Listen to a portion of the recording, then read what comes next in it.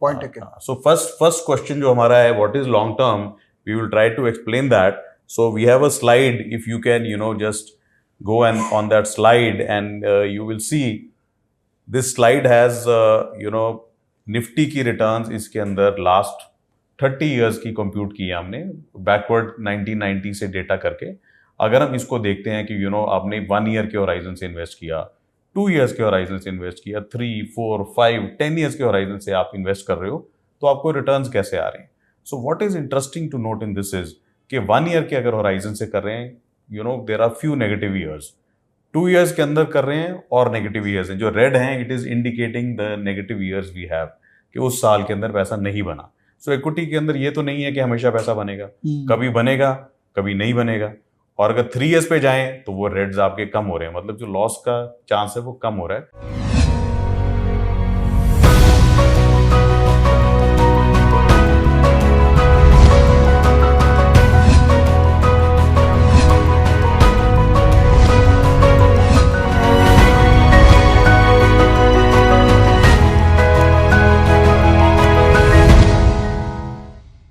Hello दोस्तों, face to face के इस वीडियो में आपका स्वागत है.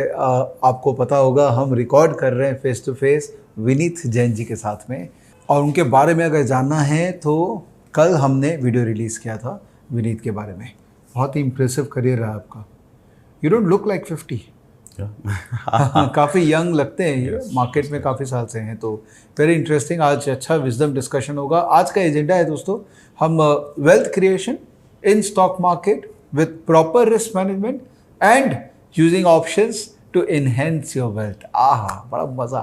आज तो बहुत अच्छा वीडियो होने वाला है. लंबा टर्ने का आप कंजूसी मत कीजिएगा, जितना जाना जाने दीजिए. बिल्कुल बिल्कुल. क्योंकि मैं बदनाम हूँ लंबे वीडियो कंटेंट में. People who follow me, they are serious learners, तो दे डोंट माइंड लंबा content. So we don't mind लंबा content as long as we add value. Our objective is to clearly talk about 3 things which should add lot of value to your knowledge and also to your portfolio.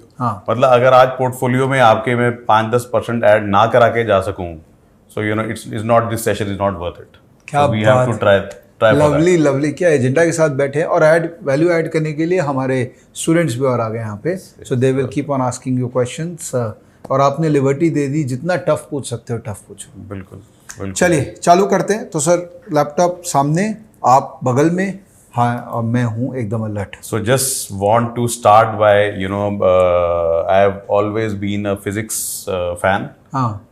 Maths and physics. So this is one quote which combines physics, maths, investments, wealth creation, which we have heard many times. But we should know कि ये एक coat जो है, ये एक wealth manager या investor का नहीं है.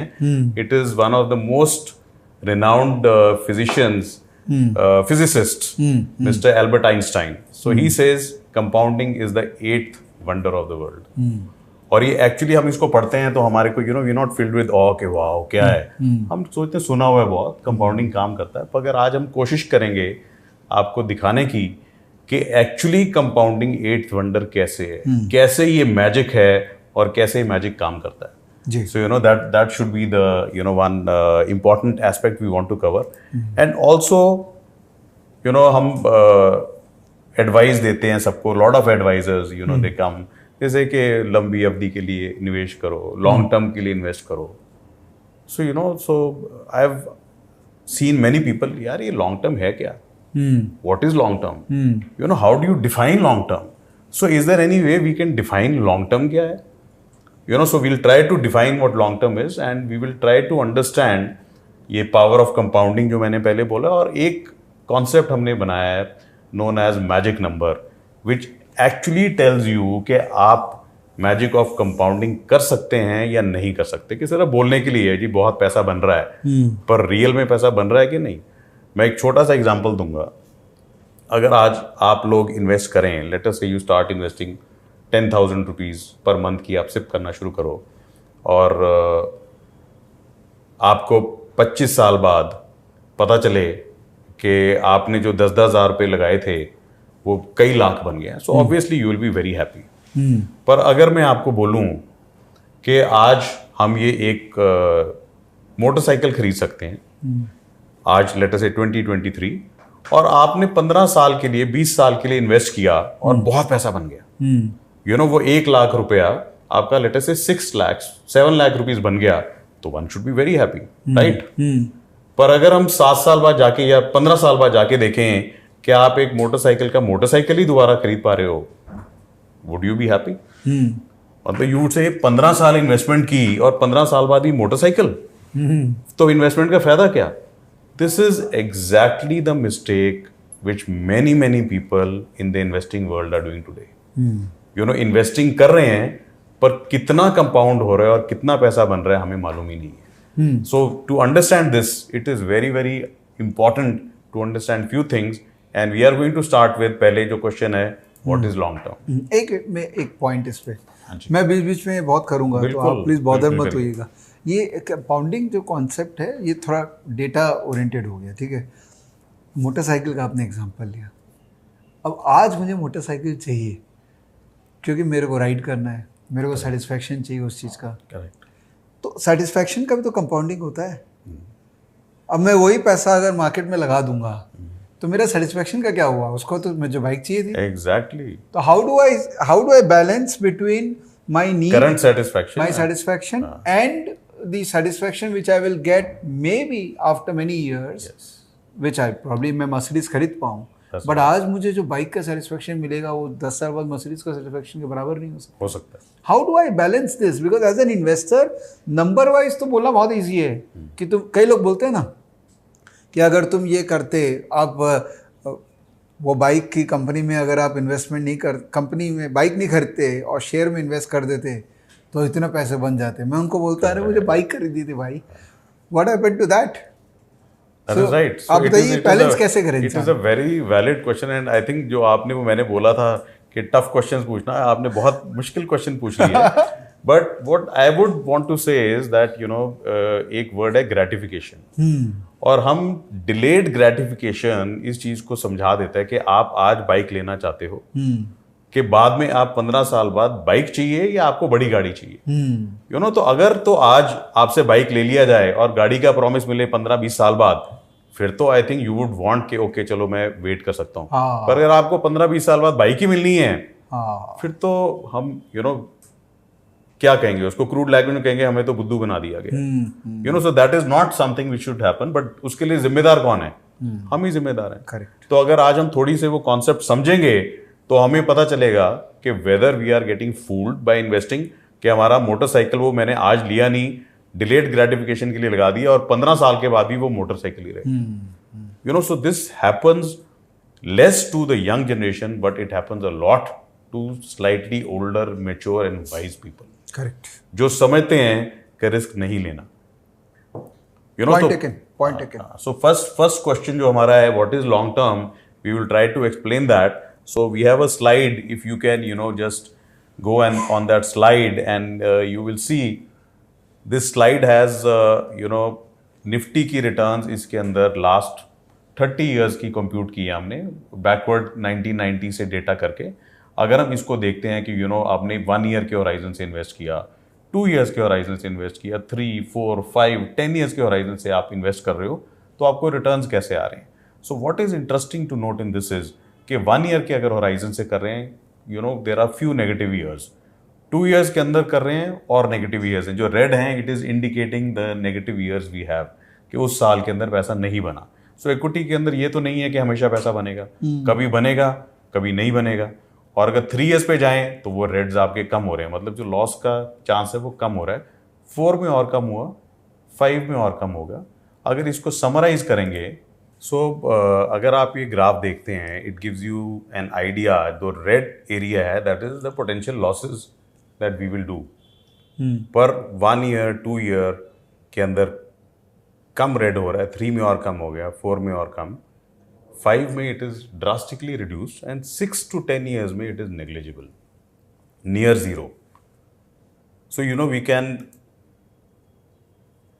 अब आपसे ही मैं पूछूंगा कि लॉन्ग टर्म क्या है. आपको दिख रहा है कि ये जर्नी अगर है 1 ईयर की, किसी की 2 ईयर की, 3, 4, 5, रेड्स बता रहे हैं कि लॉस के चांसेस कितने हैं, एंड ग्रीन्स बता रहे हैं कि चांसेस नेग्लिजिबल हैं. So what would you say is long term. Minimum 6 साल। सो 5 साल के बाद नेग्लिजिबल प्रोबेबिलिटी है that you lose money, so anything above 5 would be a great way to ensure कि हमारे को लॉसेज ना आए। सो दिस इज, अब रिस्क को हम डिफाइन करना चाहते थे कि रिस्क कैसे कम करें। सो प्राइमरी तरीका क्या है? अब देखो, इक्विटी के अंदर हम कह रहे हैं रिस्क ज़्यादा है, एफडीज के अंदर 7-8 मिलेगा, टैक्स भी पड़ेगा 30%, इक्विटी के अंदर 12-13-15% मिल सकता है, और टैक्स भी लॉन्ग टर्म टैक्स कम है। पर 5 years, anything above 5 years, we have huge chances of making that return of 11 to 12%. So Nifty has on an average been giving a return of 11.7%. तो अगर हम 5 साल से ऊपर के लिए इन्वेस्ट करें तो probability of making money is huge. तो अब ये एक रिस्क कम करने का तरीका बड़ा सिंपल ये है कि आप लॉन्ग टर्म को हम 5 years प्लस पे डिफाइन करते हैं, तो लॉसेस के चांस कितने हैं? बहुत कम। तो हमने क्या किया, रिटर्न को तो अपने फोकस किया, पर रिस्क को रिड्यूस कर दिया, because the thought process we have now is for long term investing. सही है। Second easy way to reduce risk is diversify. एक तो there are many people who are proponent of investing in Nifty, because इसके अंदर जो stocks हैं बड़े हैं और वो बड़ी कंपनी जल्दी खत्म नहीं होती। पर अगर आप अपने पोर्टफोलियो को निफ्टी के स्टॉक्स के साथ साथ डाइवर्सिफाई भी कर दें, तो अगर 1-2 स्टॉक्स बहुत बुरी तरह से गिर भी जाते हैं, ओवरऑल इम्पैक्ट आपके पोर्टफोलियो पे बहुत कम आएगा। सो अगर हम लॉन्ग टर्म के साथ डाइवर्सिफाइड पोर्टफोलियो भी कर दें, it is further going to reduce risk in a great way, and जो आपके रिटर्न्स हैं वो भी बच जाएंगे, because it's not going to be कि आपने 4-5 स्टॉक में लगाया, 2 स्टॉक्स ने बहुत अच्छा रिटर्न दिया, 2 स्टॉक्स ने खराब दिया।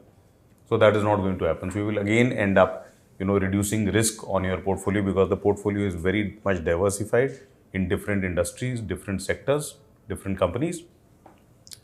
तो मोटा मोटी अगर कोई Sorry. निफ्टी में इन्वेस्ट करता है तो डाइवर्सिफाइड ही हो गया, और अगर टाइम बढ़ा ले 5-6 साल कर दे तो टाइम डाइवर्सिफिकेशन भी ऐड हो गया, तो उससे पैसा तो बन ही जाएगा।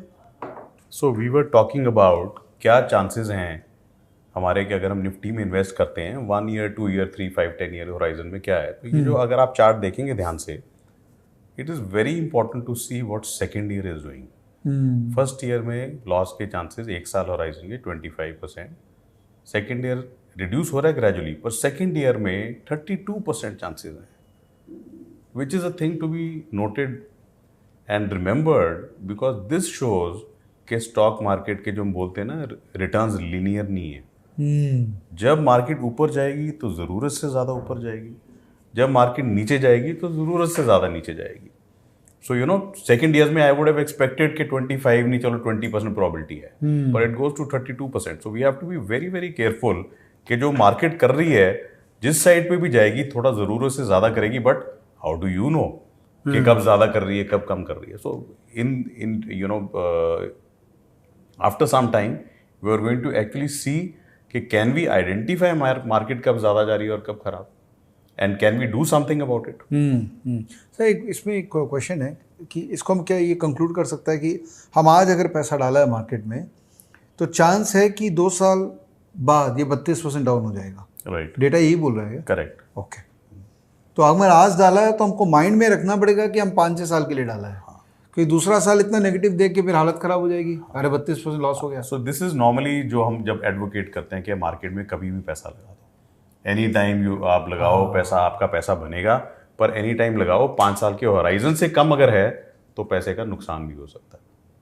सो वी हैव टू नो, अब पैसा लगाना है तो क्वेश्चन बहुत जनों का आता है कब पैसा लगाएं और कब पैसा निकालें। सो लॉन्ग टर्म अगर 5-10 ईयर्स का होराइजन है, देन वी कैन से कि आप ग्रेजुअली इन्वेस्ट कर रहे हो, कभी लॉस नहीं आएगा। पर अगर हम ज्यादा रिटर्न्स चाहते हैं, वेल्थ क्रिएशन की बात कर रहे हैं, तो 2 कॉन्सेप्ट जिन पे हम अभी बात करेंगे, we are going to talk on that. So one is आपका कॉफी आ गया। Thank you. रिकॉर्ड करते करते ही कॉफी पिला दिया मैंने। Thank you so much. So अगर हम रिस्क पूछें दोबारा, अभी हम रिस्क की बात कर रहे हैं कि we are trying to define risk क्या है।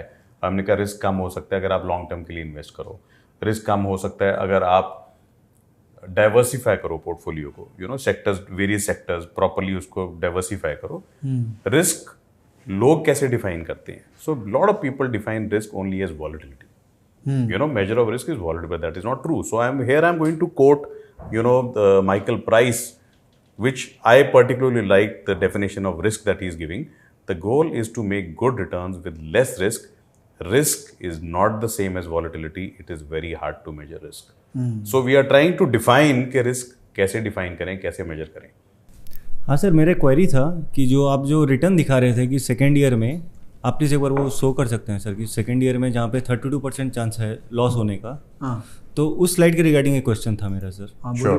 हाँ, तो इसमें अगर 32% चांस हो रहा है कि सेकेंड ईयर में अगर मेरा ड्रॉडाउन होने का, उसके बाद स्लोली ग्रेजुअली मेरा लॉस कम हो रहा है, तो उस टाइम अगर मैं अपना इन्वेस्टमेंट बढ़ा दूँ तो मेरे को और ज़्यादा हेल्प करेगा.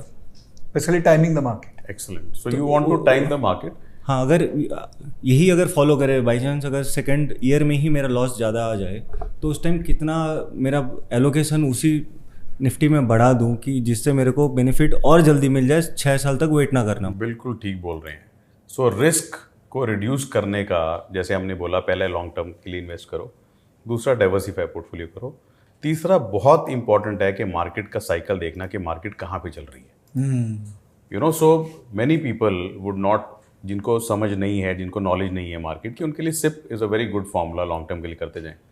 पर अगर आप ज़्यादा क्रिएट करना चाहते हैं, आप मार्केट में इंटरेस्टेड हैं, कीन भी हैं, और आप कुछ ना कुछ करेंगे, तो अगर कुछ ना कुछ करना ही है तो गलत क्यों करें?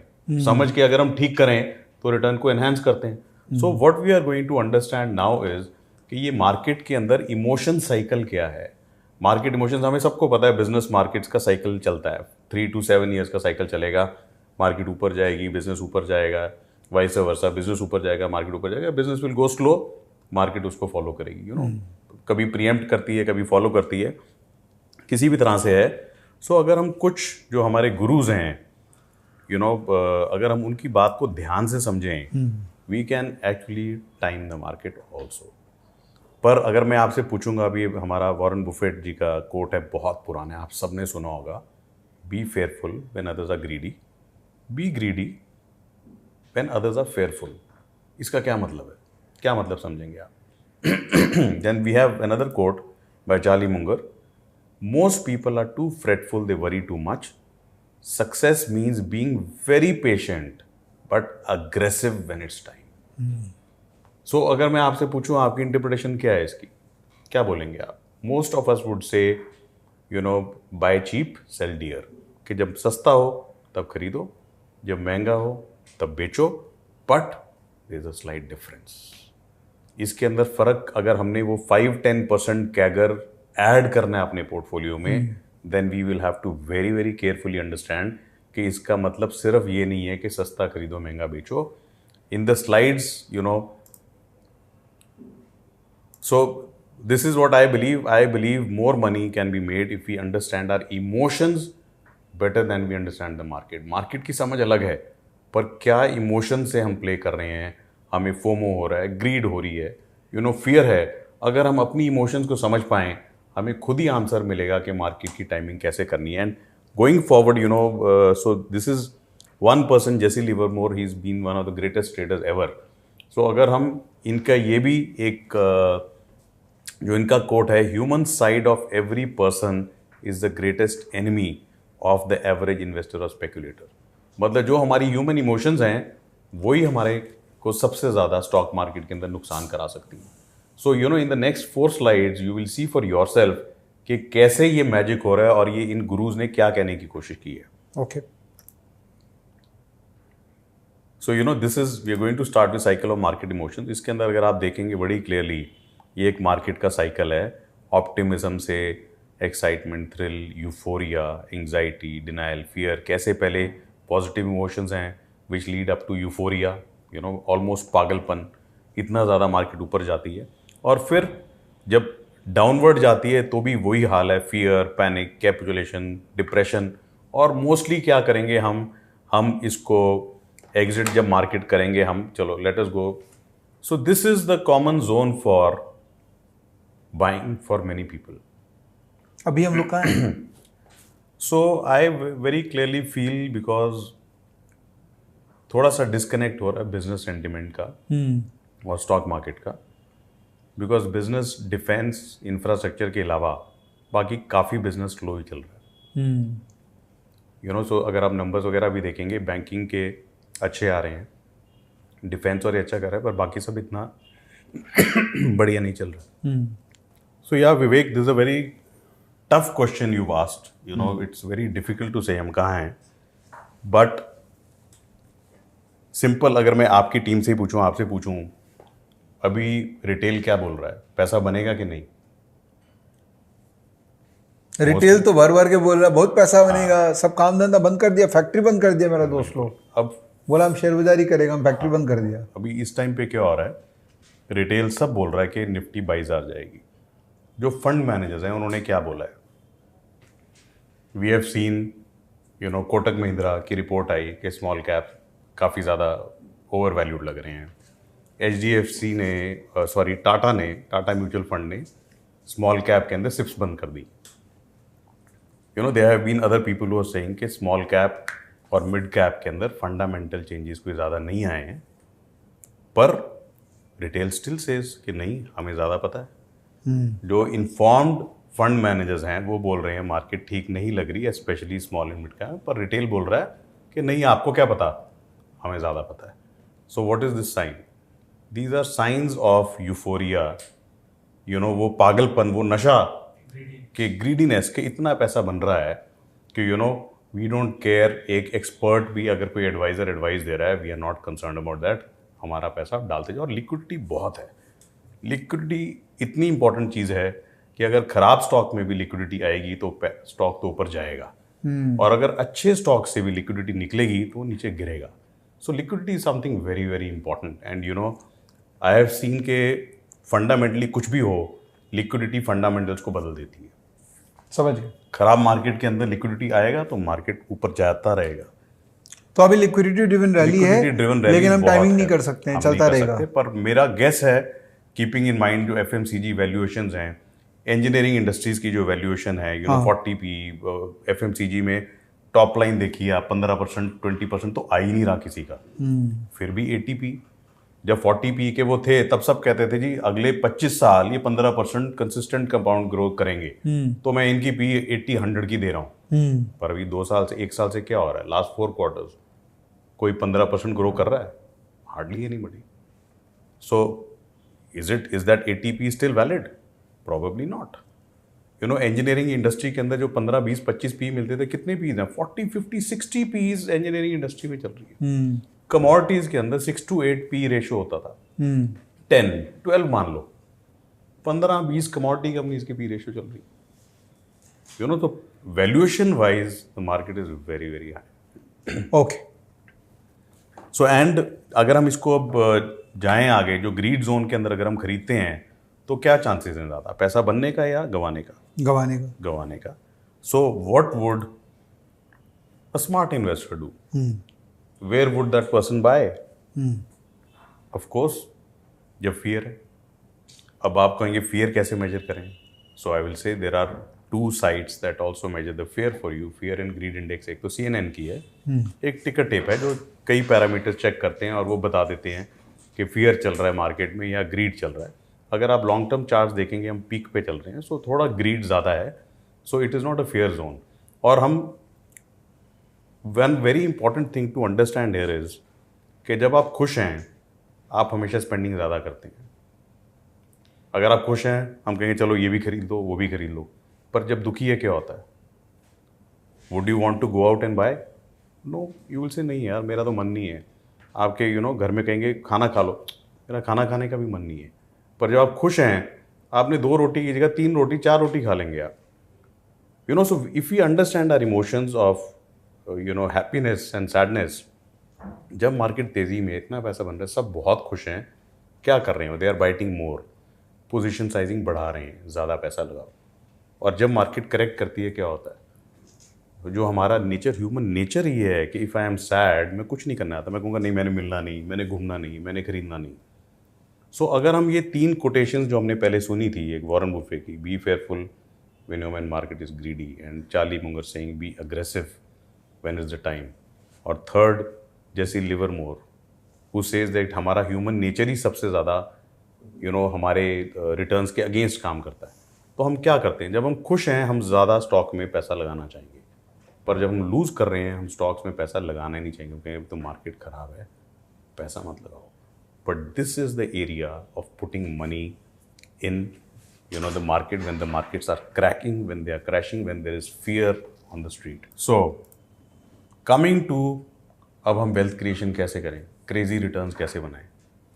So if you see the previous slide, this is the buying zone, but what Warren Buffett says by when he says greedy and when Charlie Munger says aggressive, अगर आप 10,000 रुपीज़ इन्वेस्ट करते हैं तो जब मार्केट करेक्ट कर रही है आप 10,000 नहीं करेंगे, you are going to be greedy that time.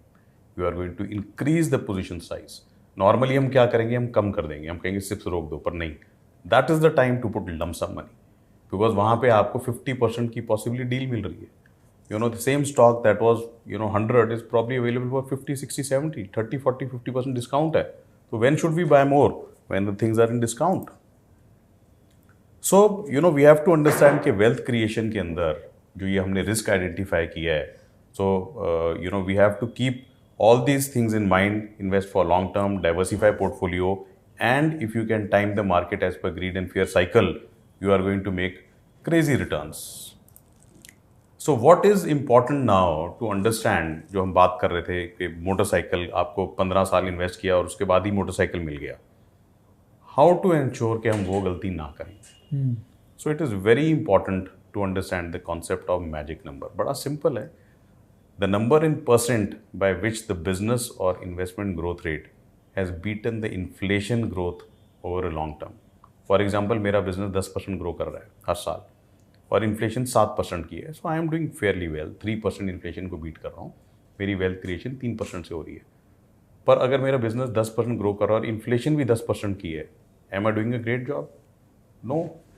मेरा मोटरसाइकिल वो 15 साल के बाद भी मोटरसाइकिल ही रहेगा। So we have to understand कि अगर इन्फ्लेशन 7% है, जो हमारी इन्वेस्टमेंट्स हैं वो हमारी इन्वेस्टमेंट्स का कितना गैप है इन्फ्लेशन के साथ। सो अगर हम एफडी के अंदर, मैं 2 एग्जांपल लेना चाहूँगा, एक्सट्रीम एग्जांपल्स हैं, एक है वेल्थ प्रिजर्वर का, एक है वेल्थ क्रिएटर का। So if we see wealth preserver में कौन आएगा, वेल्थ प्रिजर्वर के अंदर लेट्स से मिस्टर ए, वो कह रहा है कि यार मैं तो वेल्थ प्रिजर्व करना चाहता हूँ और मैंने अपना पैसा उठा के गवर्नमेंट बॉन्ड्स, डेट के अंदर और एफडीज में लगा दिया, 7 से 10% का रिटर्न है pre tax, 7 to 10% pre tax return. And then we have another guy who says I want to create wealth, मैंने थोड़ा सा ज़्यादा रिस्क लूँगा, मैं डेट में भी लगाऊंगा, गवर्नमेंट बॉन्ड्स में भी लगाऊंगा और इक्विटी में भी लगाऊंगा, मिक्स करके थोड़ा पैसा लगाऊंगा। और लेटस से इन्होंने, मिस्टर ए ने, उसने सारा जिसने एफडी में लगाया तो उसका रिटर्न 8% आया। सो अब इन्फ्लेशन कितनी है? 7। What is the wealth he has created? 1%। पर अभी गवर्नमेंट कहेगी ऐसे कैसे, मेरा टैक्स कहाँ है?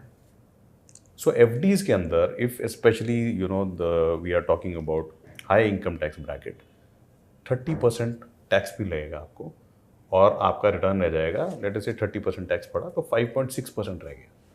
तो अब आप ये बताइए, 5.6% एफडी के अंदर पैसा क्रिएट हो रहा है, 7%, 7.5% की इन्फ्लेशन है, is that person creating wealth और destroying wealth?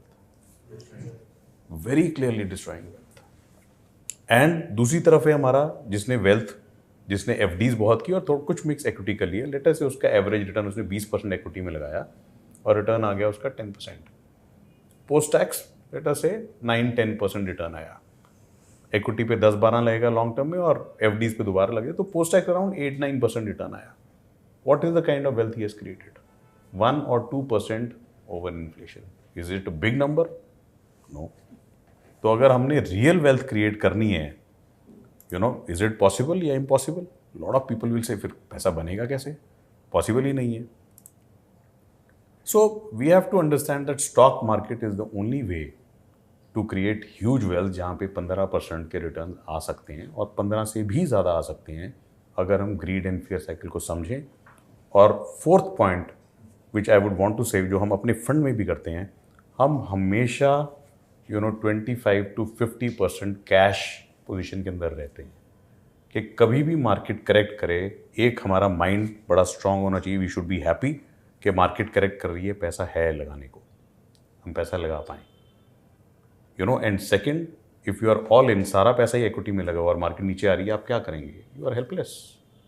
Can you increase the money, be greedy when the market goes down? No, पैसा ही नहीं है आपके पास, तो ग्रीडी कहाँ से होंगे? आप कहेंगे पैसा ही नहीं बचा, मैं तो एक रोटी भी नहीं खा पा रहा, 4 रोटी कैसे खा लूँगा? You know, so one has to have some money that is always put aside in, you know, these wealth preservation में, एफडीज में या लॉन्ग टर्म बॉन्ड्स के अंदर कहीं पे पैसा होना चाहिए, so that in case the market correct I should have money to put in the market. And if you have a trouble of 20% loss in the stock market, please don't look for wealth creation, don't look for stocks. Stock market is not for you. अगर आपने wealth create करनी है तो आपको कुछ risk तो लेना पड़ेगा और वो कैलकुलेटेड रिस्क होना चाहिए. इट शुड नॉट बी कि किसी भी लेवल पे मार्केट में आके लगा दिया आपने. यू शुड बी अंडरस्टैंडिंग कि किस टाइम पे मार्केट के अंदर हमने कितनी इन्वेस्टमेंट सिप्स के अंदर करनी है, कितनी रेगुलर चलेगी. पर yes, this portion of the funds I would want to reserve that in case there is a big correction, I should have these funds available to put a lump sum amount at that time. So 3 things, you know, which we are trying to understand कि क्या हैं जिससे हम real wealth create कर सकते हैं. एक जो हमने मैजिक नंबर समझा, जिसके अंदर मैजिक नंबर के अंदर हमने कहा कि इन्फ्लेशन से कितना बीट कर रहा है हमारा पोर्टफोलियो, कितनी इन्फ्लेशन है. दूसरा, we try to understand risk, what is long term, 5 साल से ऊपर कुछ लॉन्ग टर्म है. मार्केट इमोशन साइकिल बहुत इंपॉर्टेंट है, समझना कि कब फोमो हो रहा है, कब फियर है, कब ग्रीड है, और ग्रीड के वक्त पैसा थोड़ा सा विड्रॉ करना और फियर के वक्त पैसा लगाना. अगर पोजीशन साइजिंग फियर में ज़्यादा करेंगे तब ग्रीडी होंगे. ग्रीडी का मतलब ये नहीं है कि नॉर्मल 10,000 लगाता हूँ 10,000 ही हो, तब मेरे पास 40-50,000 जो पड़ा है मेरे को सारा पैसा लगाना है उसके अंदर. And third and the most important, जो सारी दुनिया बात करती है कि पावर ऑफ कंपाउंडिंग है, Albert Einstein says 8th wonder. ये है क्या? Is it actually, you know, some big thing कि ये एक्चुअली 8th वंडर है? So we are going to try to understand ये पावर ऑफ कंपाउंडिंग है क्या. It's a small example. So इसको हम 100 रुपीज़ का भी ले सकते थे, हमने थोड़ा एग्जैजरेट करने के लिए 1 करोड़ की इन्वेस्टमेंट ले ली है. सो let us say, you know, we invest 1 crore for 25 years at 8%. अभी हमने सिर्फ हाइपोथेटिकल एग्जांपल लिए, एफडी के अंदर डाल दिया और एफडी में भी 8 से कम मिलता है, पर लेटर से हमारे को 8% मिल गया. इन 25 years this amount become 6.84 crore. अगर आप इसको पोस्ट टैक्स कर देंगे, this amount will reduce to something around 4 crore. 25 साल के अंदर 1 करोड़ का 4 करोड़ बनेगा. पर अगर यही हमने मार्केट को थोड़ा टाइमिंग की, मार्केट इमोशन स्टडी किया कि हमने कब ग्रीडी होना है और कब फेयरफुल होना है, और अगर हम उस हिसाब से, late us say, you know, we are able to manage a return of 15%, which is not easy, it is very tough. लोग कहेंगे ऐसे थोड़ा बनता है, बिल्कुल नहीं बनता. You will have to B fearful and greedy, but if you can do that and, you no, target a return of 15% keeping in mind long term, the amount is 32 crore, which is 7 times और रफली 10 times अगर post tax FD के return से compare करें जो equity में बन सकता है, 10 times. So why we have taken 25 years. एक जनरेशन है ये. अगर आप अपनी जनरेशन के लिए, नेक्स्ट जनरेशन के लिए सोच रहे हैं कि हमने रियल वेल्थ क्रिएट करनी है, सो ऑलमोस्ट 7 to 10 टाइम्स का फ़र्क पड़ा है. जहाँ पे आपका विवेक क्वेश्चन था कि हम मोटरसाइकिल डिलेड ग्रेटिफिकेशन का पावर क्या है, तो यहाँ पे आपकी वो मोटरसाइकिल एक गाड़ी भी बन सकता है, और एक गाड़ी एक, यू नो, मर्सिडीज़ बन सकती है, नॉर्मल गाड़ी. So this is where the power of compounding is, where we miss कि हम एक्चुअल रिटर्न्स इतने जनरेट कर पा रहे हैं कि नहीं. और ये तभी होगा अगर हम मार्केट को टाइम कर सकें. सो जो आदमी इसके अंदर टाइम नहीं डिवोट कर पा रहा, उसके लिए इट इज़ सिंपल, आप सिप करो और 11-12% एम करो आप लॉन्ग टर्म में. बट अगर आपको है कि नहीं, मैं समझदार हूँ, I understand finance and I want to learn, then you have to understand कि आप थोड़ा सा पैसा बचाइए और मार्केट टाइमिंग की कोशिश करो कि जब मार्केट नीचे जाए, you are going to increase your bets and aim at this crazy number. आप 18 का देख लीजिए, अगर 18% रिटर्न आ रहा है, 62 करोड़, कहाँ 4 करोड़ और कहाँ तो लगेगा. हाँ, तो वो लॉन्ग टर्म के अंदर इक्विटी में तो लगेगा नहीं, वो एक लास्ट में आपको लगेगा जब आप अगर कंपाउंडिंग कर रहे हैं. So that will be 10% tax one time. But FDs के अंदर, बॉन्ड्स के अंदर 1 करोड़ आप जो पैसा लगा दिया वो 18% रिटर्न आएगा. आपने वन टाइम पैसा लगा दिया इसलिए एज्यूम करें 18% आएगा. हाँ, so this is an assumption only कि हम इसके अंदर मार्केट टाइमिंग भी कर रहे हैं. This is just an illustration to show कि अगर हम टाइमिंग करके अपना रिटर्न सिप से जो 12, 13, 15 का आ रहा है, हम टाइमिंग करके थोड़ा उसको बढ़ा सकें. You know when the market, because देखिए आपको जो मार्केट है 30-40% करेक्ट कई बार करती है. आपके अभी किसी ने पूछा भी था कि अगर 40% मार्केट करेक्ट कर दी है, that is the time you should start increasing your bet gradually. Staggered way में अगर आप इन्वेस्टमेंट बढ़ाएंगे, वही रिटर्न हमें काफ़ी ज़्यादा लॉन्ग रन के अंदर वो 5% कैगर तक ऐड कर सकता है बहुत आराम से. So this is just an illustration to show कि market timing for smart people is important.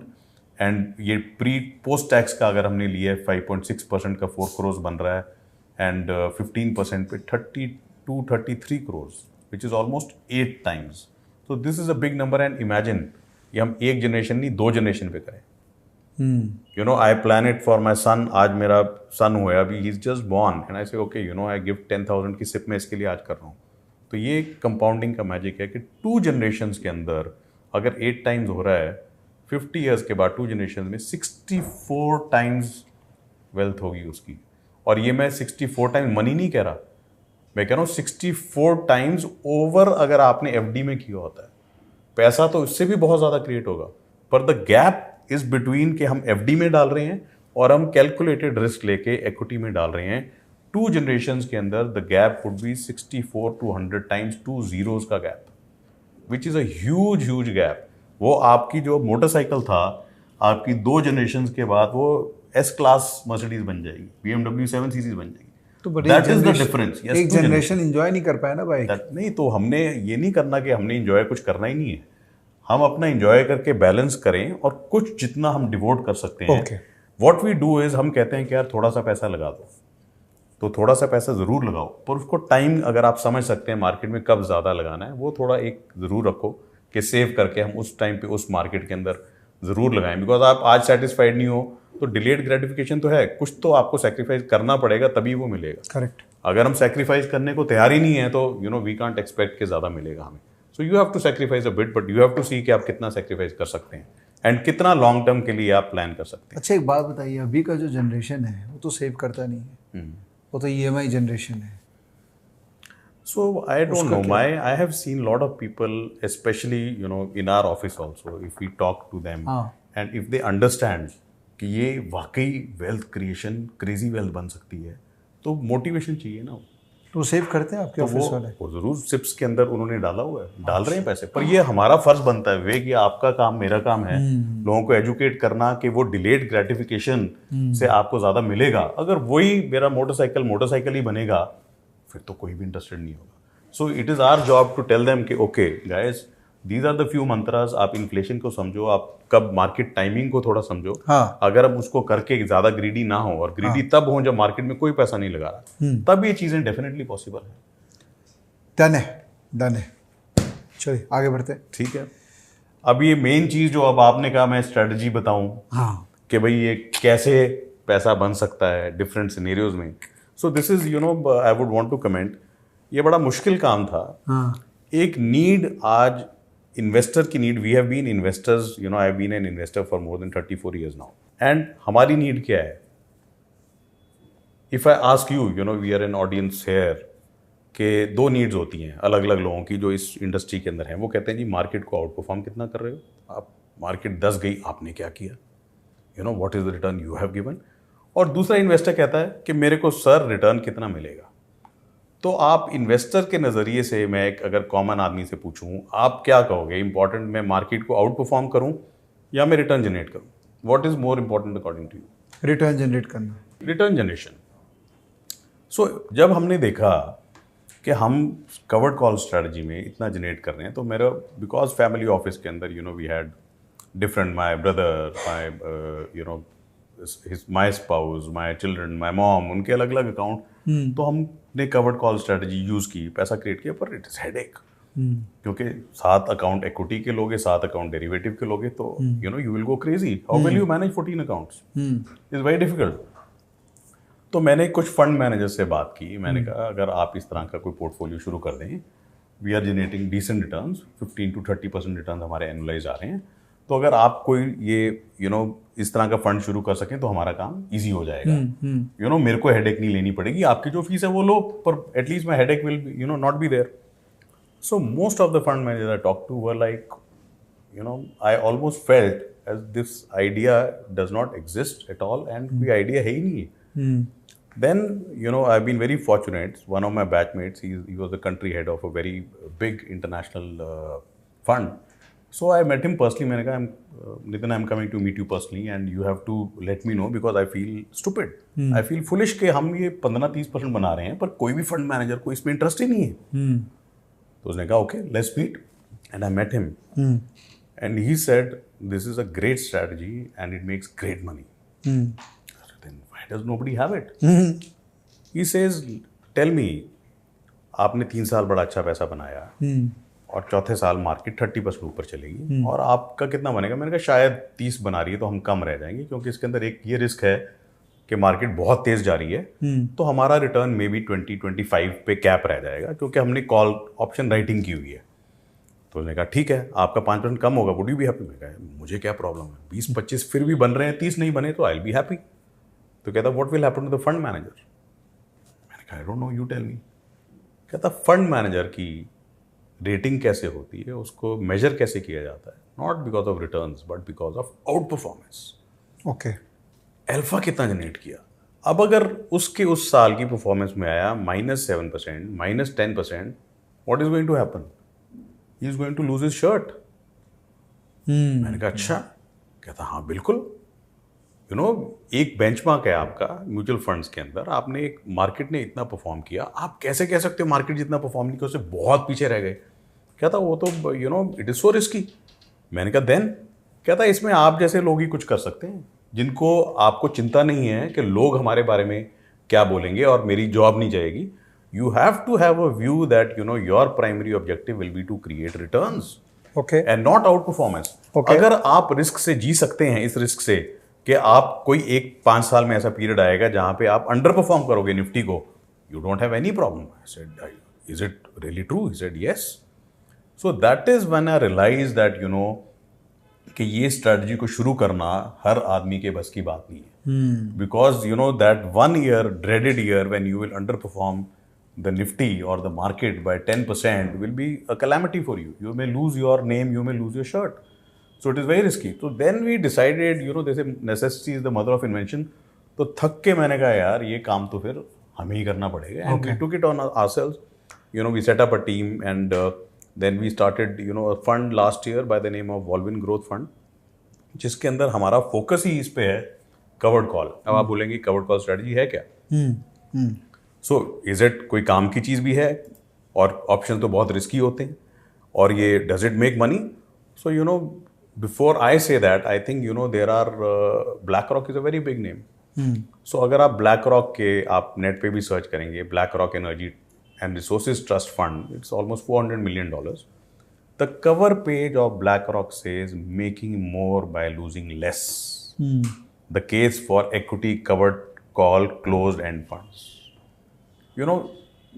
5 शब्दों में बोल दिया, making more by losing less. बनेगा ज्यादा, रिस्क कम है, which is what we want. तो इंडिया में क्यों पॉपुलर नहीं है? मैंने जब देखा मैं कहा यार ये तो बड़ा सही है कि हम सोच रहे थे हम गलत हैं, पर ब्लैक रॉक है, फिर हमने देखा JP Morgan है, then we saw Mirae asset के फंड साइज $6 billion, $20 billion. मतलब हमारी पूरी AIF इंडस्ट्रीज कैटेगरी की हम देखेंगे, वो एक फंड उनका जो है कवर्ड कॉल के ऊपर काम कर रहा है, जिसमें रिटर्न ज्यादा दे रहे हैं और रिस्क कम ले रहे हैं. And if we read specifically BlackRock के अंदर जो उनके ब्रोशर में ग्रीन में highlight, I am showing it to you. So BlackRock believes a covered call strategy में reduce volatility. BlackRock believes that by using an equity covered call strategy investors can reduce portfolio volatility by capturing option premiums without having to sacrifice long term performance. Okay. This is something very big. कि आप option premiums जो कमा रहे हो, long term performance भी आपके fund की कम नहीं होगी. So this is what I am not saying. This is a big name in the industry is saying and doing. So so अब कवर्ड कॉल है क्या? So इसको हमने समझाने के लिए हमने एक, जैसे आपने कहा था आपकी व्यूअरशिप बहुत बड़ी है, and we want people to understand, yes जो ये हम स्ट्रैटेजी कर रहे हैं ये एक छोटा इन्वेस्टर नहीं कर सकता.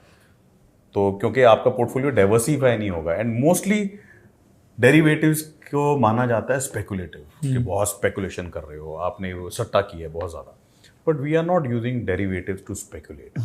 We are using derivatives to one, reduce risk, second to improve the returns every month, call writing के साथ कुछ ना कुछ करना ही है, और third to book profit.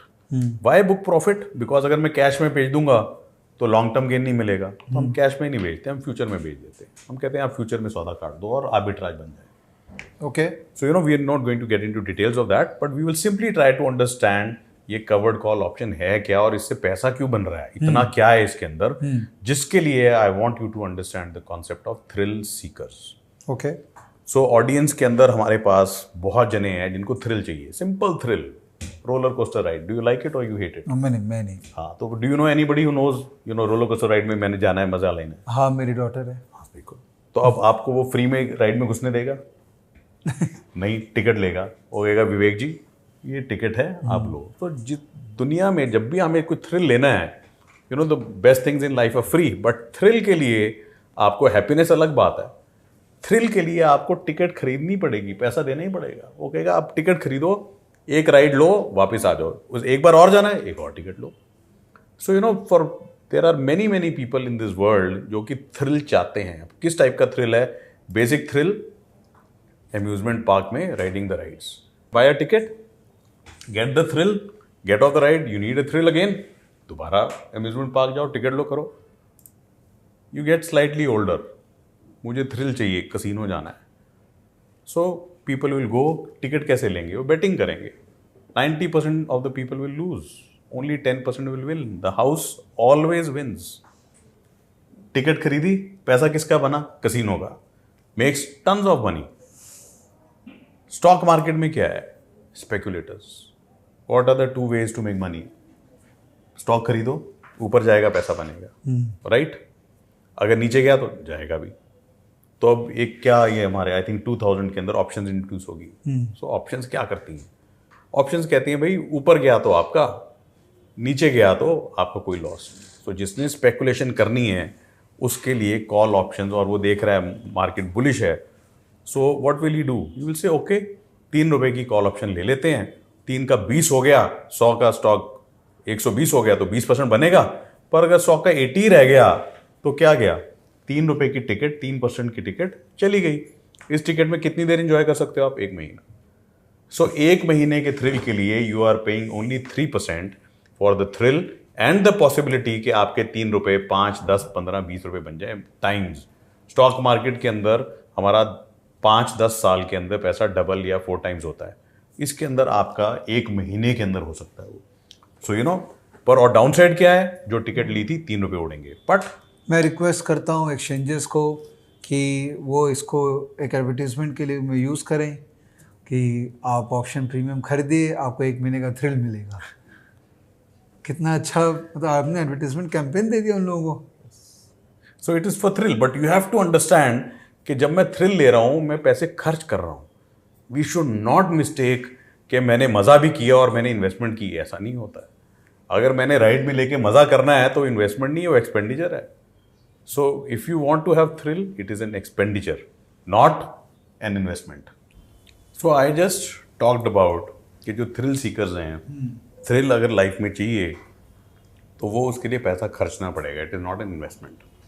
So you know we gave example of three places. एक अम्यूजमेंट पार्क के जो राइडर्स हैं वो टिकट खरीद रहे हैं, कसिनो में जा रहा है, वो बेट प्लेस कर रहा है, और कॉल ऑप्शन जो खरीद रहे हैं वो कॉल ऑप्शन खरीद रहे हैं. अब ये कॉल ऑप्शन कितने की है? कितने के? This call option varies between 2, 2.5, 3, 4, 4.5, 5% तक.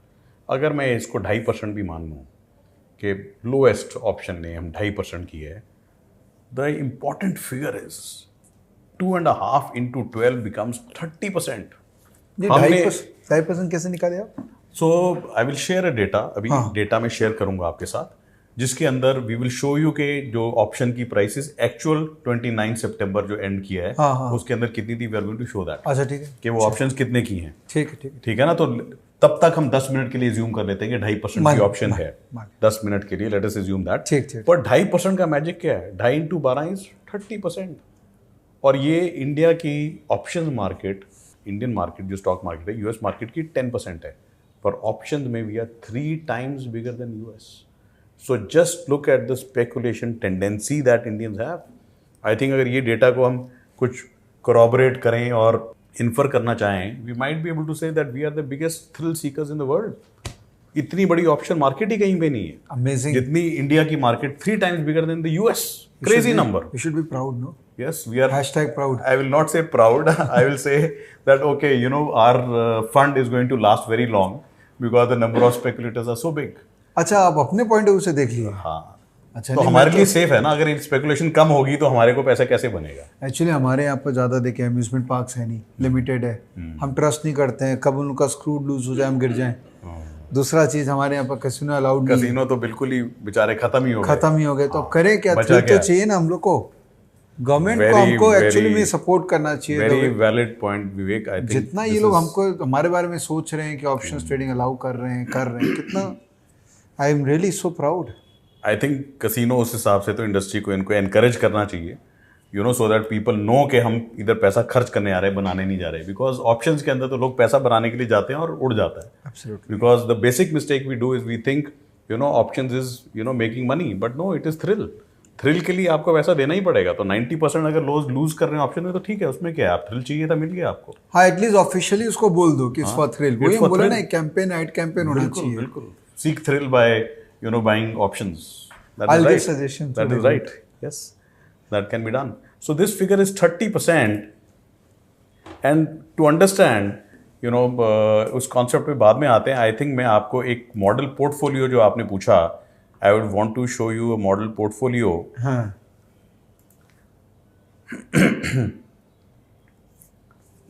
So if you see this, I think we will enlarge this. हाँ, ऐसे. Yeah. हाँ. So ये एग्जाम्पल एक्चुअल है 29 सितंबर का. We have stocks, if you can see very carefully, you know, Infosys, ICICI bank, Reliance, reply, ICC and, you know, different stocks, और इनकी prices दी हुई हैं. और हमने एट द मनी की जो कॉल प्रीमियम है वो ग्रीन कलर के अंदर, हमने ग्रीन क्यों किया? बिकॉज कॉल प्रीमियम हम स्पेकुलेटर्स नहीं है. हमने ऑप्शंस खरीदनी नहीं है, हमने ऑप्शंस बेचनी है. और कवर्ड कॉल का मतलब क्या है? हमने नेकेड ऑप्शंस भी नहीं बेचनी, हमने पहले अपने आप को सिक्योर करना है. हम स्टॉक ले रहे हैं, पोर्टफोलियो के अंदर स्टॉक ले रहे हैं, और फिर कॉल ऑप्शन बेच रहे हैं, so that our risk is limited. It is similar to equity के अंदर इन्वेस्ट किया, हमारा इक्विटी नीचे जा सकता है, पर अपसाइड पे हमने कहा हम कॉल ऑप्शन बेच रहे हैं. और ये 30 रुपए ग्रीन में है, तो 30 रुपीज की कॉल ऑप्शन थी. अगर आप ये 30 देखेंगे तो इसका मतलब है ना 2.1% एक महीने के लिए हमारे को मिल रहा है, क्योंकि हमने कॉल ऑप्शन सेल की है. अच्छा. और हायर साइड पे अगर हम सबसे नीचे जाएं, BHEL, भारत हेवी इलेक्ट्रिकल्स, 131 की कॉस्ट था इसका. 130 स्ट्राइक प्राइस पे रफली हमें 6.95 रुपीज मिल रहा है. You know, so 6.95 actually it should be corrected to 5.95 because 131 1 रुपये हम एक्स्ट्रा महंगा ले रहे हैं जी. पर एक्सट्रीम केसेस में आप देखेंगे जी, Manappuram, Adani port, the returns on the at the money call are roughly 3, 4 and even crossing 5%, roughly 5% premium per month. ये क्यों दे रहा है? लोग इतना महंगा क्यों ले रहे हैं? So because these stocks, if they have more volatility, volatility ज़्यादा होगी, so it depends on the kind of, you know, huge market cap they have. Volatility stock में कितनी है, कोई event आ रहा है, कोई news आ रही है, तो उसके ये कोई नई बात नहीं है. ये बहुत इनफैक्ट प्रीमियम्स कम हो रहे हैं, पहले इससे भी ज़्यादा प्रीमियम्स थे. अच्छा. सो यू नो, अगर आपको 5% अप टू 5% तक का बन रहा है, इसके अंदर हमने सब तरह के स्टॉक्स लिए हैं. And if you can C red के अंदर हमने क्या दिखाया है, इट इज एन आउटफ्लो. आपने पैसा लगाया, इन्वेस्ट किया, which is this an example of 99 lakh, रफली 1 करोड़ आपने इन्वेस्ट कर दिया, और at the money call option आपने बेची. ये उसका एग्जैक्ट कैलकुलेशन दिए, 3.4% एक महीने के अंदर इनकम आ रही है. अब इसको मजेदार तो यही है, इसको 12 से मल्टीप्लाई कीजिए. आपने शेयर खरीदा, शेयर आपने प्लेज कर दिया, उसके अगेंस्ट आपने कॉल ऑप्शन बेच दिया, ऐसा किया? करेक्ट. और उसमें फिर और एडिशनल कैश नहीं चाहिए? नहीं, एडिशनल कैश नहीं चाहिए, क्योंकि पूरा आपने शेयर प्लेज अगर शेयर कर के दिया अगेंस्ट प्लेज में पूरा कॉल बिक जाता है. हाँ, इजीली. अच्छा. In fact you have margins almost 4 to 5 times over. अच्छा. क्योंकि आपने पूरा 100 रुपीज का स्टॉक लिया, अराउंड 80 रुपीज आपको मार्जिन भी मिला, उस 80 के अंदर 5-6 गुना लेवरेज हो जाता है. तो हम वो नहीं कर रहे लेवरेज वगैरह. We are not doing speculating, हम सिंपल कंजर्वेटिव इन्वेस्टमेंट के तरीके से चल रहे हैं.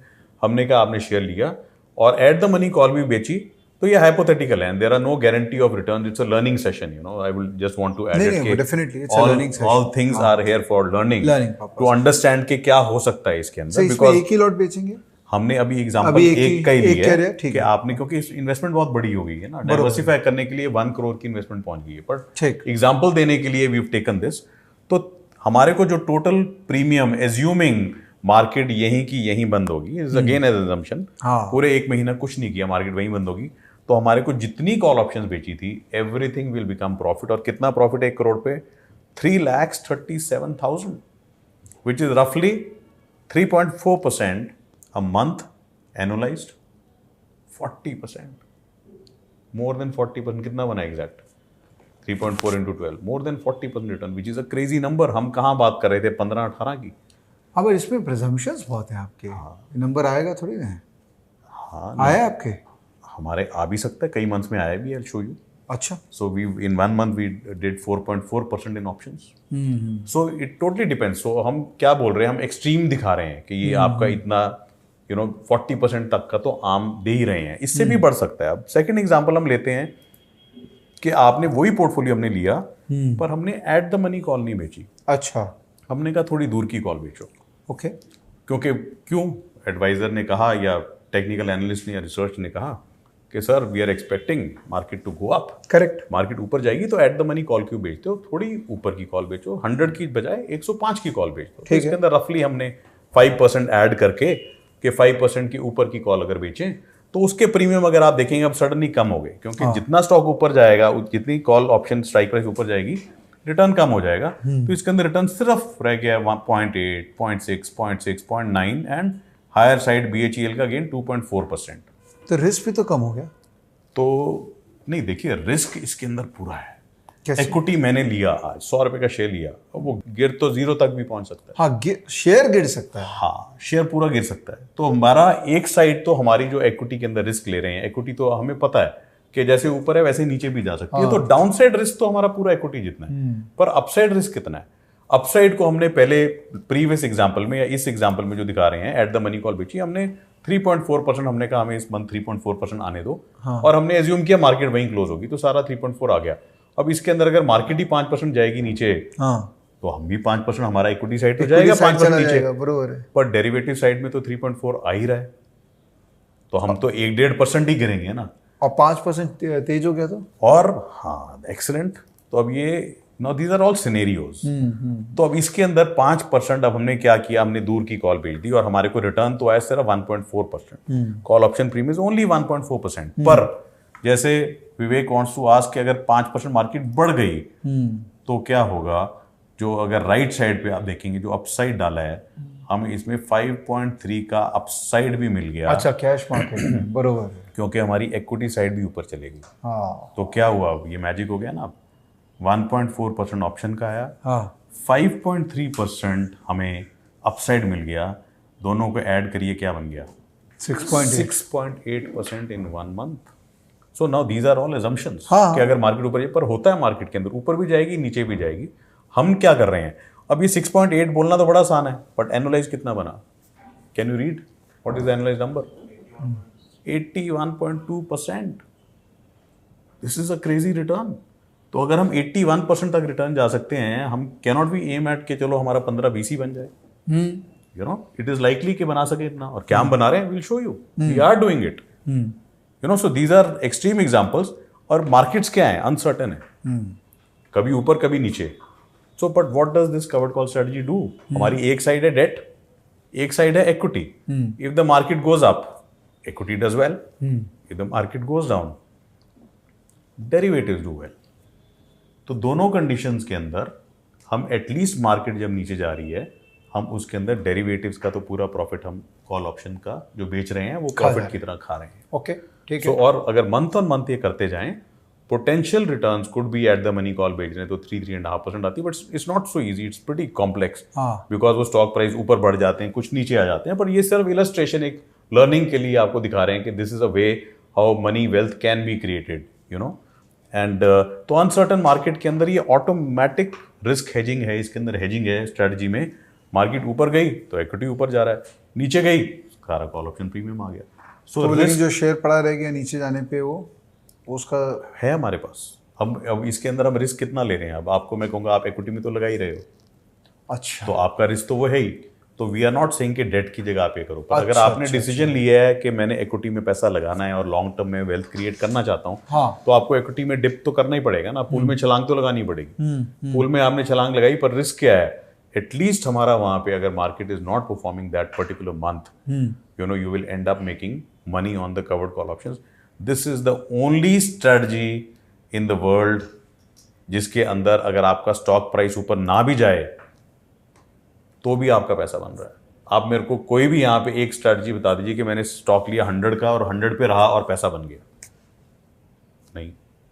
बट अगर आप कॉल ऑप्शन बेच रहे हैं, स्टॉक मार्केट 100 पे है, आपका पैसा अपने आप जितनी कॉल ऑप्शन बेची है सारा प्रॉफिट बन गया। अच्छा एक बात बताइए, जैसे सपोज पहला महीना रह गया, फिर अगला महीना तो हमको सेम प्रीमियम मिलेगा नहीं, बिकॉज बाजार अगर एक महीना रह जाता है वहीं, दूसरा महीना तीसरा महीना तो धीरे धीरे जो विक्स होता है वोलेटिलिटी वो कम हो गया, तो प्रीमियम का भाव भी कम हो गया। करेक्ट। सो प्रीमियम आपका कम होना शुरू हो जाएगा। But these are hypothetical scenarios. अगर आप देखेंगे मार्केट के अंदर सेक्टर रोटेशन बहुत होता है। हाँ, सो यू विल सी निफ्टी आपको स्टैग्नेंट दिख रहा है, हाँ, पर some sectors will do very very well, हाँ, some sectors will do bad, so that there comes a lot of expertise. You have to understand fundamentals क्या हैं, technical charts क्या बोल रहे हैं, macroeconomic situation क्या है, crude, inflation numbers, these are some figures, GDP numbers expected क्या है, RBI गवर्नर की for commentary क्या है, Fed के commentary क्या है chairman की. So all these things you have to analyze. It's not easy, but what we are trying to show is कि हम वो एग्जैजरेटेड नंबर जैसे 81.2 बोला, कि इतना बन सकता है, हमारा वो बनेगा नहीं। पर ये एक्सपर्टीज, ये सब चीजें करके अगर हम कर रहे हैं और लॉन्ग टर्म हम कह रहे हैं इक्विटी का रिस्क लेना चाहते हैं, तो हम yes we can add may be 15 to 25-30% returns on the portfolio year on year. क्योंकि अगर लास्ट ईयर का क्लासिक एग्जाम्पल है, 31st March Nifty was 17,300 this year, 17,300 something. Last year क्या थी, एनीवन नोज? 17,400 समथिंग। तो पूरे एक साल में आपको निफ्टी ने कितना रिटर्न दिया? कुछ भी नहीं। May be funds plus minus 1 to 3% गए होंगे, म्यूचुअल फंड्स जो हैं। I am not talking about small caps, वो एक्सेप्शनली ज्यादा चल रहे हैं। तो अगर आपको पूरी निफ्टी ने एक साल में कुछ नहीं दिया, इस स्ट्रेटजी में क्या मिलेगा? वही एज्यूम करते हैं एट द मनी कॉल, हमने सिर्फ एजम्पशन है 3.4% की हर महीने हमने कॉल बेच दी, तो 3 into 12 30 to 40% उस सिनेरियो में आया था, परफेक्ट सिनेरियो में। पर on a prop book we generated return of almost 24%. Nice. So which is huge. So 24% return आना उस सिनेरियो में जहां पे कुछ भी रिटर्न नहीं आया।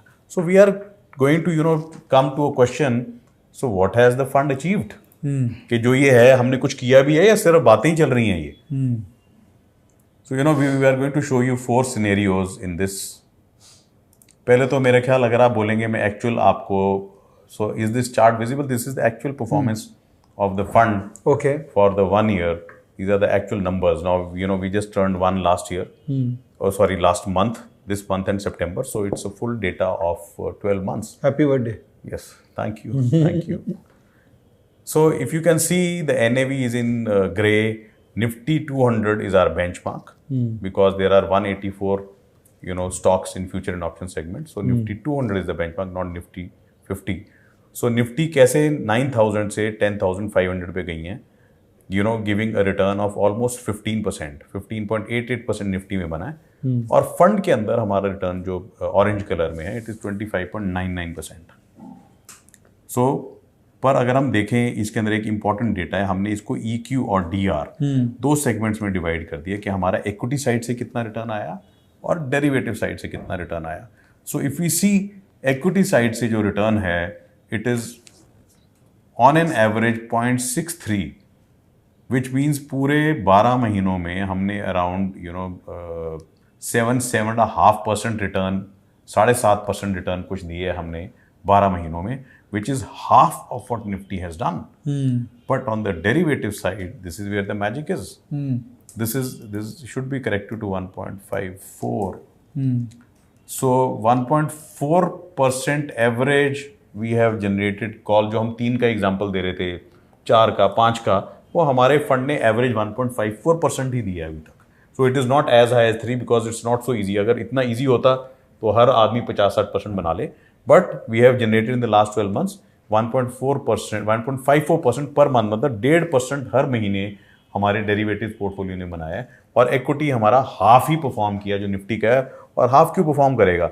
हमारी लॉन्ग रेशियो भी अगर आप देखेंगे वो इट वेरीज बिटवीन 40 एंड 60, 70, 80 तक जा रही है. तो अगर हम पूरे इन्वेस्टेड भी नहीं हैं तो हम पूरा रिटर्न कैसे जनरेट करेंगे? So we have generated half of what Nifty has done, but 1.5% on the derivative side. With this is the most important thing, risk हमारा 0.74 बीटा है, which shows 26% less risk than the market. 26% market से कम risk है और almost 10% market से return ज़्यादा है. Derivative side के ऊपर 1.54% मीन्स अबाउट 18.5% पर ईयर हमने सिर्फ डेरिवेटिव सेगमेंट से जनरेट किया है. अच्छा भाई, इसमें आप डेरिवेटिव ट्रेड कर रहे हैं तो टैक्स कैसे होगा? इसमें तो टैक्स लग जाएगा डेरिवेटिव वाले में. डेरिवेटिव्स के ऊपर 39% टैक्स है. हाँ. सो पोस्ट टैक्स पर इसके अंदर अब एजम्पशन क्या है? बड़ी इंटरेस्टिंग चीज़ है ये. अगर मैंने इक्विटी पूरे साल चली ही नहीं, निफ्टी उतनी की उतनी रहेगी, तो मेरा long term short term gain तो कुछ बनेगा नहीं. पर जो भी गेन बनेगा, अगर हमने 18-20% रिटर्न जनरेट कर दिया, अगर 1.5% भी एज्यूम करें, 12 महीनों के 18-19% बन गया, उसके ऊपर 39% टैक्स बन जाएगा. पर that will come only when Nifty has not done anything. So कहाँ मेरा जीरो बनना था निफ्टी में, पर यहाँ पे क्योंकि निफ्टी चली ही नहीं और सारा का सारा रिटर्न डेरिवेटिव से आ गया, so I do not mind paying that extra tax because हमारा तो प्रॉफिट ही जनरेट हुआ है. नहीं तो सिचुएशन अगर क्या होती है, प्रॉफिट ही नहीं बनता तो टैक्स कहाँ से आया? टैक्स तो तभी हम पे कर रहे हैं जब प्रॉफिट जनरेट हो रहा है.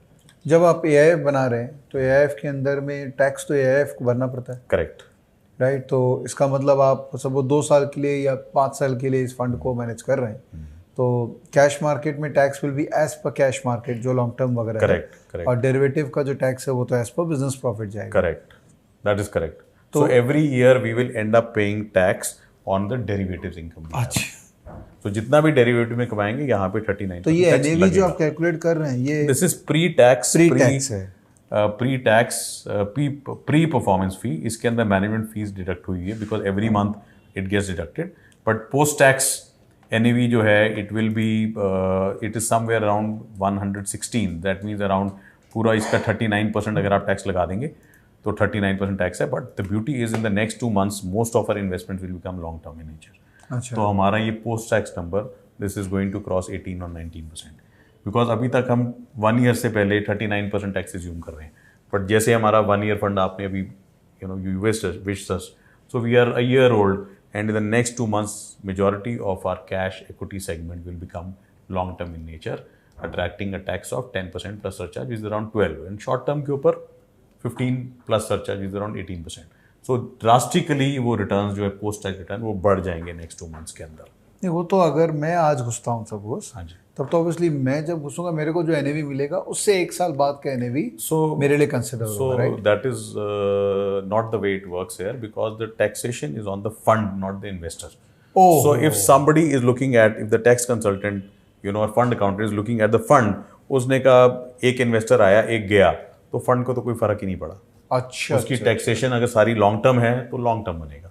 सो इसके अंदर ये बेनिफिट है, अगर कोई शॉर्ट टर्म के लिए कोई 6 months के लिए इन्वेस्टर आया पर फंड का टैक्सेशन हाइब्रिड होके लॉन्ग टर्म और मिक्स ऑफ डेरिवेटिव इनकम है and it is not 39, it is around late us से 20%, तो उसको भी 20% का बेनिफिट हो जाएगा even though he has not state for 1 full year. बहुत सही है. तो ये एआईएफ स्ट्रक्चर का बेनिफिट है. या सो ये एक तरह से एआईएफ स्ट्रक्चर का बेनिफिट है. और इसके अंदर to discourage people for investing for short term we have an exit load of 1% up to 6 months.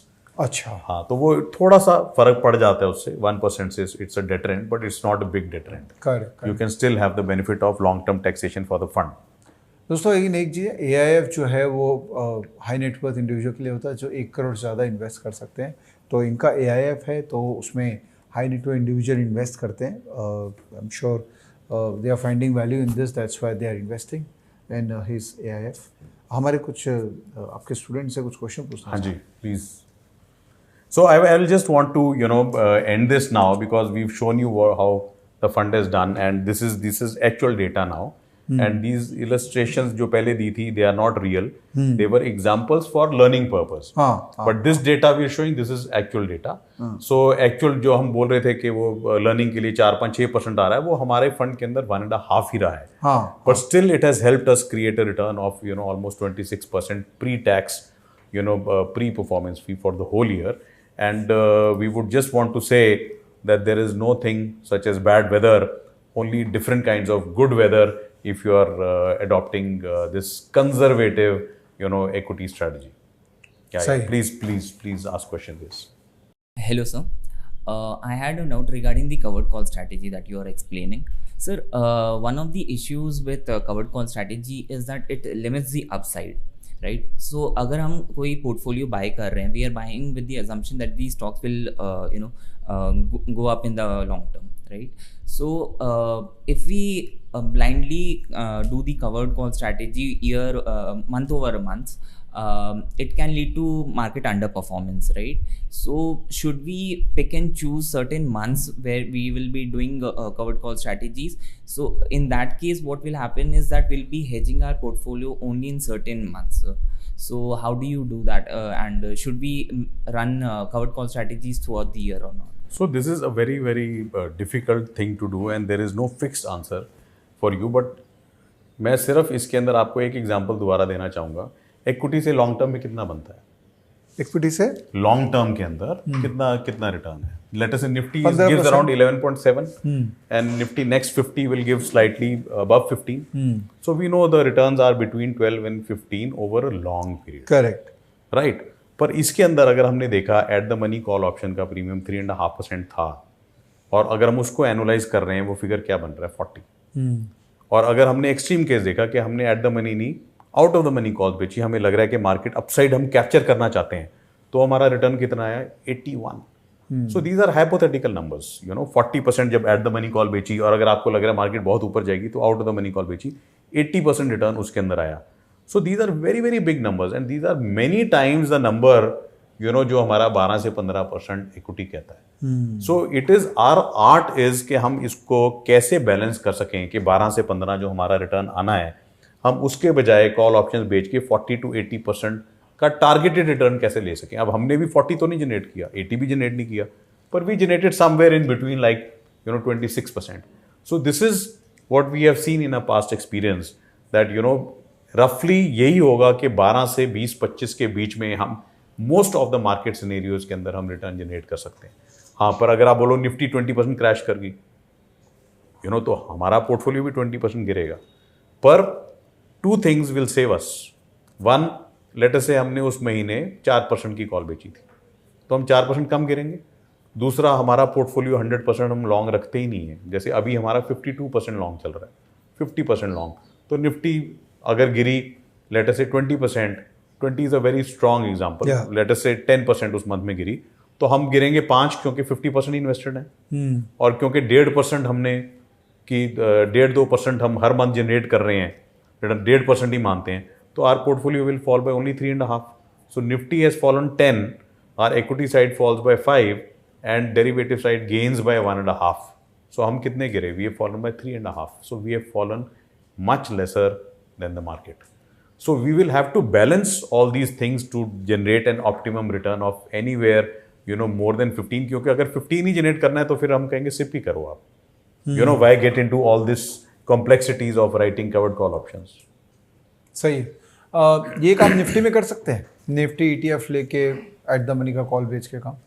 So there are lot of people doing it. In fact, globally अगर आप जो मैंने आपको मेरे या JP Morgan, BlackRock एग्जाम्पल दिया, most of those funds, I will not say most, all of them funds are doing it on the index only. They buy stocks and they sell index options, Nifty let us say 20,000 21,000 की call option generate करके कुछ alpha 3-4-5% they are trying to generate.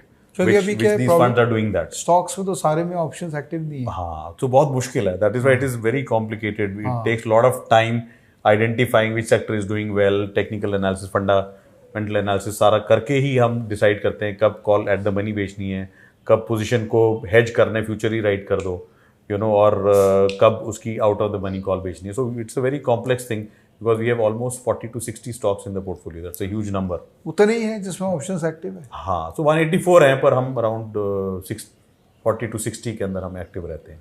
अगर at the money आप at the money करते हो तब तो आपको 70-80 स्टॉक में लिक्विडिटी मिल जाती है, बट जनरली ऑप्शंस के अंदर में मैंने देखा है वो 40-50 स्टॉक ही है जिसमें लिक्विडिटी है, फिर वो ट्रैप है। That's right. निकाल जब एग्जिट करना होता है तो एग्जिट नहीं मिलता है। खैर इसमें तो आपका एग्जिट नहीं है, ये तो आप खा ही रहे हो। सो फ्यूचर्स तो मोस्टली ट्रेड हो ही जाते हैं। अगर हमारे को लिक्विडिटी प्रॉब्लम लगती है, then what we can do is we can use derivatives to sell the future and exit for the time being. मतलब आपका कॉल अगर बिका हुआ है तो आप हेज करने के लिए कैश नहीं बेच के फ्यूचर बेच देते, ये बोल रहे हैं आप? नहीं, तो क्या बोल रहे हैं? तो फॉर एग्जांपल हमारे को कॉल में डेप्थ दिख नहीं रही, हम जितनी कॉल्स भेजना चाहते हैं नहीं मिल रही, तो हम क्या करेंगे, उस पोजीशन को न्यूट्रल बना लेंगे, कैश लिया हुआ है फ्यूचर बेच देंगे, सो दैट जब तक हमारे को कॉल ऑप्शन नहीं मिलती at least the portfolio is secure. Cash में 100 का लिया, फ्यूचर का 101 मिलेगा। अच्छा, about 8-9% annualise, I am just assuming कि ₹1 एक्स्ट्रा मिला, वो अराउंड 70-80 पैसा एक्स्ट्रा होता है। तो 100 का 101 फ्यूचर मिला, उसको एग्जिट कर देंगे। अब जब हमारे को डेप्थ दिखेगी हम फ्यूचर खरीद लेंगे और कॉल ऑप्शन दोबारा बेच देंगे। और पुट ऑप्शन नहीं बेचते? So put options we do. So in fact almost 0.3% per month, 30 bips, 28-30 bips हमारी जो इनकम है वो पुट ऑप्शन से है। So which translates into 3.5% a year till now जो पास डेटा है। So but again पुट हम बहुत दूर की पुट बेचते हैं जिस प्राइस पे हम पोर्टफोलियो के अंदर वो स्टॉक लेना चाहते हैं, या उससे भी थोड़ा नीचे। Okay. So if I am comfortable buying a stock at 90, I may want to sell a put of some of 90, some of 85, some of 80, so that in case the stock comes down we are able to convert our cash position into the stock. तो आप delivery उठा लेते हैं? हाँ, then we will want to take delivery because we are more like investment rather than speculation. So we will use derivatives to help us have a great investment rather than speculate.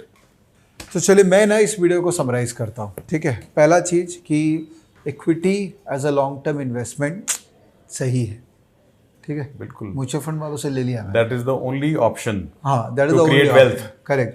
तो 5-6 साल 7 साल का view लीजिए equity के अंदर में, tension करने का कुछ नहीं है, लेना हो तो लेते रहिए। ओके, दूसरी बात, मैजिक नंबर जो इन्फ्लेशन को बीट करना वाला नंबर, तो आप अगर एफडी में डाल के रखे हो, क्या कर रहे हो यार, 8% रिटर्न में कुछ नहीं होने वाला है। 12% 13% रिटर्न जनरेट करना है, क्योंकि जो डिफरेंस है ना इन्फ्लेशन वर्सेस रिटर्न का, वो डिफरेंस का कंपाउंडिंग इफेक्ट बहुत बड़ा होता है, उसको अंडर एस्टिमेट मत कीजिए प्लीज़। तीसरी बात, कवर कॉल स्ट्रैटेजी जो सर ने बताया, अभी विनीत जी ने बताया, आपको ध्यान रखना है कि कवर कॉल स्पेकुलेशन नहीं है, ये आपके रिटर्न को एनहेंस करता है, और प्रॉपरली यूज़ करें तो ये आपके लिए बहुत बड़ा एक तरीका हो सकता है रिटर्न को और बढ़ाने के लिए। और लास्ट जो आपने कहा कि डाइवर्सिफिकेशन भी तो ज़रूरी है। आपने दिखाया ना, ये इतने सारे आपने स्टॉक पकड़े थे और आपने बेचा था, किसी में 3.5% मिल गया, किसी में 2% मिल गया, तो मल्टीपल स्टॉक्स में करेंगे तभी ओवरऑल डाइवर्सिफाइड पोर्टफोलियो रहेगा। तो लॉस रिस्क जो वाला बात इन्होंने आज समझाई हमको, रिस्क आपके एकदम कंट्रोल में रहेगा और रिटर्न आपको अच्छा मिलेगा। Two things I would want to add to this. करिए ना। वन इज, जो बहुत लोग एफडी में पैसा डाल रहे हैं, हाँ, they should be, I will not से आप सारा उसको पैसे को स्विच करके इक्विटी में डाल दो, it could be very risky, but you must try to deeply think, जो हम सोचते नहीं, हम टाइम नहीं देते, कि इसमें से कितना अमाउंट है, 10%, 20%, 30%, 40%, मे बी हाफ, जो मुझे नेक्स्ट 5 ईयर्स में नहीं चाहिए। अगर आपको नहीं चाहिए, एटलीस्ट वो अमाउंट को ग्रेजुअली स्टैगर्ड वे में इक्विटी में लगाइए। और अगर आपका फंड बड़ा साइज है, आप कवर्ड कॉल ऑप्शन अपने you can ask your family office to do that for you to enhance the returns while lowering the risk. So this is something very important. And second was market emotion. आपके पास हमेशा to feel good factor अगर है, रहेगा feel good factor, अगर पैसा कुछ side पे होगा, मैं उसको मार्केट गिरी किसी भी टाइम उसको डाल सकता हूँ, you will always be confident and you will be able to create higher returns, क्योंकि आप बॉटम के ऊपर पिक कर रहे हो स्टॉक को, जिसके अंदर हमारा कैगर फिर 12-15 नहीं रहता, वो 20-25% की तरफ भी जा सकता है। पर उसके लिए आपको ग्रीडी कम होना पड़ेगा, फेयरफुल होना पड़ेगा, और ग्रीडी तभी होना है जब पूरी दुनिया कह रही है this is the wrong time to invest, market crash कर रही है, तब आपको स्टैगर्ड वे में बिना दुनिया को सुने थोड़ा थोड़ा इन्वेस्टमेंट वहाँ पे करना है, बिकॉज सस्ती चीज़ जब मिल रही है, आधे रेट पे, डिस्काउंट पे मिल रही है, तभी हमें ज़्यादा लेना चाहिए. So understand your emotion, understand markets emotions, और तब हम मार्केट को टाइम कर सकते हैं. नहीं तो टाइमिंग करना is almost impossible. So I would want to time when all the chips are down, when everybody is saying, जैसे कोविड में एग्जांपल मिला बहुत खराब है, पर उसके लिए कुछ पैसा अलग से रखिए. अगर आपने 20% इक्विटी में डाला है, मे बी आप उस टाइम पे 50% एक्सपोजर, 60% एक्सपोजर इक्विटी में डाल सकते हैं, बिकॉज लॉन्ग रन के अंदर आपको 2-3-4 साल के अंदर वो एक्चुअली कैगर में आपके बहुत ऐड कर देगा. एक राउंड ऑफ अप्लॉज विनीत जी के लिए. Thank you guys. बहुत. वैसे मैं आप एक बात को अप्रिशिएट करूंगा कि आपने अपना फंड चालू किया इस नए कॉन्सेप्ट पे. इंडिया में I don't think so any fund is there. और साथ में आपने एक आम आदमी को जो शायद आपके फंड में पार्टिसिपेट नहीं कर पाएगा, क्योंकि 1 करोड़ से ज़्यादा चाहिए एएफ में, राइट, HNIs तो पार्टिसिपेट कर ले आराम से, क्योंकि आप तो खुद सोच समझ के काम करते हैं. HNIs मैं कौन होता हूँ बोलने वाले, आपको दिख रहा है और आप खुद ही कर लेंगे अगर आपको करना होगा तो. बट एक आम आदमी को भी आपने डायरेक्शन दे दिया विदाउट एनी मोटिव कि वो शायद आपके फंड में पैसा डाल दे, क्योंकि फंड में तो डाल ही नहीं सकते वो आपके. So I must appreciate you for the effort of educating. So yes, so our take for or you know what we want to give to the common man is कि equity से पैसा create होता है, delayed gratification से compounding काम करती है. कुछ portion जरूर अपनी next generations के लिए डालिए, because the longer the period, the bigger the effect of compounding. और ये हर आदमी कर सकता है. डोंट थिंक कि 500 rupees is small. Please put in the market. But जब मार्केट क्रैश हो, जब आसपास लोग कोई पैसा नहीं लगा रहे, तब जरूर पैसे को वो 500 की जगह 1000 या 10,000, अगर आप जितना कर सकते हैं उस टाइम पे पैसा बढ़ाइए. नॉट एट द पीक, जैसे अभी सब लोग कह रहे हैं बहुत पैसा बनेगा. So this is probably A wrong time. But when ever everybody saying कि पैसा बन ही नहीं रहा, बहुत नुकसान हो रहा है, that would be a great time to put more money in the stock market. वाह, मज़ा आया दोस्तों. I hope you learned. And अगर आपने सीखा होगा, इससे सीखा ही होगा, और लास्ट तक रुके हैं तो डेफिनेटली सीखा होगा. तो कमेंट लिखिए और मैं इनको फॉरवर्ड करूंगा कमेंट. आप वैसे यूट्यूब में तो है नहीं, या we don't have a channel. कोई बात नहीं है, छोड़िए, मैं हूँ आपके बिहाफ में. तो मैं इनको कमेंट इनका दे दूंगा, आप अगर अच्छा कमेंट लिखेंगे. ऑलराइट, चलिए, थैंक यू दोस्तों ये वीडियो देखने के लिए. आई hope you liked it. And बस ऐसे लाइक करते रहिए and just share this video with your friends and family. Specially आपकी जान पहचान में कोई HNI हो ना, जिनके पास करोड़ रुपए से ज़्यादा है देने के लिए, तो ये वीडियो दीजिएगा उनको, उनके बहुत काम आएगा. आपको थैंक यू बोलेंगे वो. इवन द कॉमन इन्वेस्टर को तो जाएगा ही. वो तो गिवन है. हमारे जो लर्नर्स हैं वो बहुत सीरियस हैं, तो वो हमेशा फॉरवर्ड करते हैं. लॉन्ग रन में हमारा एम है कि हम सेबी को दिखा सकें कि स्पेकुलेशन या derivatives can also be used not to speculate, but enhance returns and lower risk. तो हम चाहते हैं वो कॉमन आदमी को भी लॉन्ग रन के अंदर इसमें आने का मौका दे, म्यूचुअल फंड को अलाउ करे. म्यूचुअल फंड के पास ओनली 15% की ऑप्शन है. They can not write call option more than 15% of the portfolio. So if they allow this to mutual funds, it can be actually the common man, the small investor can also reap these good returns. पर आपका return कम हो जाएगा sir. कुछ नहीं होता. हम long run के अंदर हम चाहते हैं कि people should benefit. चलिए, गुड. ये तो हमारी सोच वाले निकले. हम भी तो यही चाहते हैं ना कि आप अच्छा रिटर्न जनरेट करें. चलिए दोस्तों, thank you. Please take care of yourself और जय हिंद. Thank you so much.